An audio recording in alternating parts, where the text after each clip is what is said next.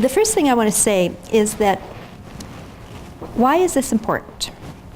There are a number of reasons why the topic today is a big deal. First of all, work is where we spend most of our waking time. Now, I have known people, you might be one of them actually, who think of their life as weekend to weekend, separated by this kind of haze of work that you do to pay for the house and the yard and the family that you see on the weekend. Everybody's nodding their heads. This is a big deal. This is a big deal. So work is an environment that you cannot ignore as a place where you're doing your life.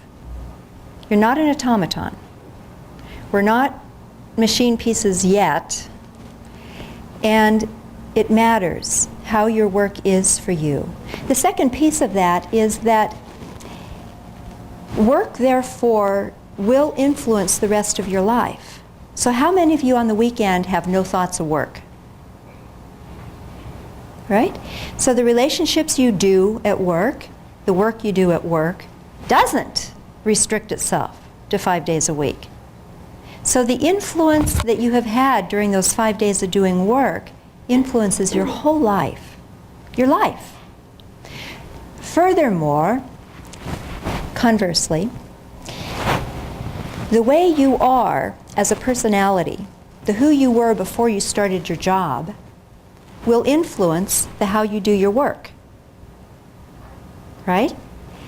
Now that's a really big deal, because in that one statement is some potential for change. We'll come back to that a number of times. I really want you to get that, though. Because you, as a human being, as an entity, had a set of personality characteristics before you started your job, you have changeable parts. There are parts of you that can be doing your work differently that will make your life easier. It's a very big deal. The third reason, or the fourth reason, wherever I am in this list, that this matters a great deal is we know now in medicine that stress has a huge impact on your health and well-being.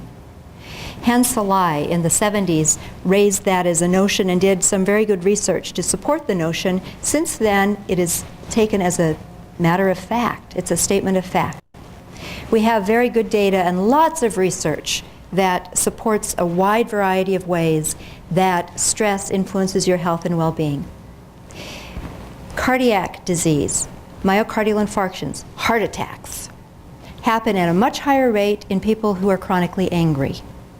It's a risk factor as high in its potential to do harm as high cholesterol and high blood pressure.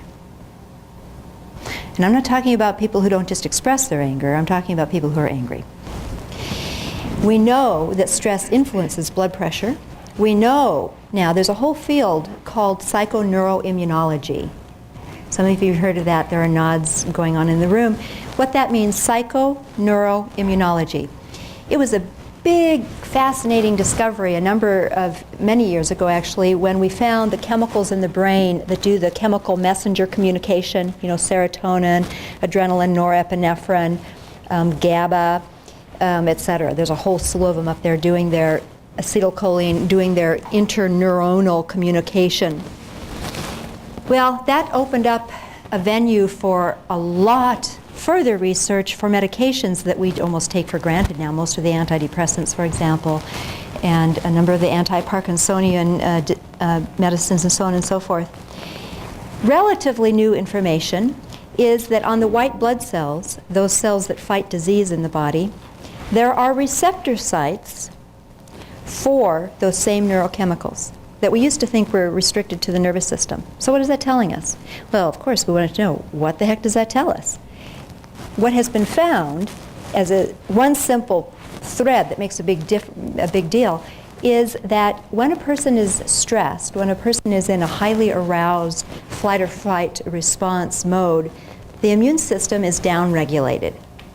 Now, you all knew that, right? You're stressed a whole lot, you get sick? Duh. But now we know it's true because we have chemicals to show how that happens. So it has been laboratory proven that that is, in fact, the case. We also know in reverse that learning deep relaxation, via imagery and a variety of techniques, has a profound effect on the body's capacity to heal, has a profound effect on the influence of pain and the ability to move through and or experience pain. There are many studies now that have been done in the hospital on individuals who've had surgery, so acute, real, recent pain, who've had imagery and who haven't had imagery, and the rates of healing, the speed with which they get out of the hospital, the speed with which they can go back to work, so on and so forth, is dramatically different. So all these things make a big difference in a lot of different ways. So that's the why it matters. And the thing that I want to focus on today then is, as I thought about the work as a whole, I'm aware that there are a whole lot of things about the work environment that there's nothing I can say or do that will fix them, right? So this is not going to be magic. But the piece that has to do with your inner workings, the piece of how you relate, not only to work but to life, that we can look at. And that has a profound effect. Now, beautifully and ironically, when you work on that piece big enough, oftentimes it does have effect on the work you do as well. And you'll see what I mean as we go through this.